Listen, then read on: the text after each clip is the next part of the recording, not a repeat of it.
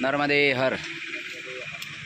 आज आम्ही दडगावच्या प्रवासामध्ये असताना अत्यंत आश्चर्यकारक आणि अत्यंत रमणीय असा एक प्रसंग, ते म्हणजे महाराष्ट्रातील प्रख्यात कीर्तनकार, नामांकित कीर्तनकार, सदाचार संपन्न आणि ज्यांचं जीवन परमार्थिकांसाठी हे आचरणीय असून वंदनीय असून श्री आदरणीय गुरुवर्य हरिभक्त पारायण बाळू महाराज गिरगावकर यांच्या पवित्र हातातून आज आम्हाला सुंदर असं सुग्रास, परमपवित्र आणि जीवनाला प्रेरणा देणार असं आम्हाला या ठिकाणी आज प्रसादी मिळालेले.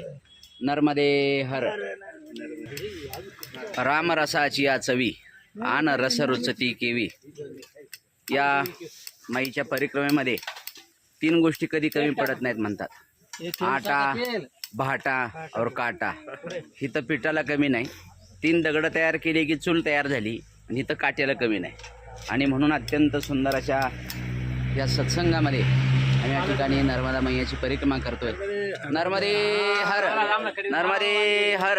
आणि आमचे असणारे मित्र हरिभक्त पारायण महाराष्ट्रातील प्रख्यात शिवकथाकार आमचे प्रशांतजी महाराज तारे, त्यांच्या चालण्यामुळे बोलण्यामुळे आम्ही इथपर्यंत तारून आलेलो आहोत.